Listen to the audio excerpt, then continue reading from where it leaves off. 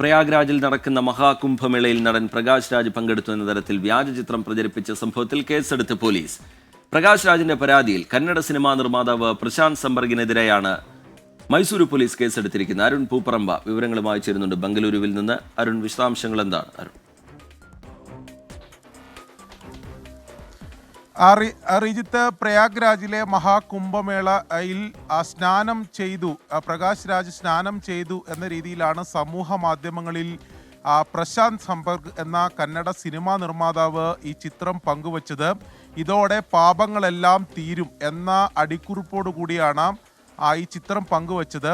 അത് പിന്നീട് അത് വ്യാജമാണെന്ന് കണ്ടെത്തിയിരുന്നു. AI സാങ്കേതിക വിദ്യയുടെ സഹായത്തോടെ ഉണ്ടാക്കിയൊരു ചിത്രമാണ്. അതാണ് സമൂഹ മാധ്യമങ്ങളിൽ കന്നഡ നിർമ്മാതാവ് പങ്കുവച്ചത്. സമൂഹ മാധ്യമങ്ങൾ വ്യാപകമായി പ്രചരിക്കുകയും ചെയ്തിരുന്നു.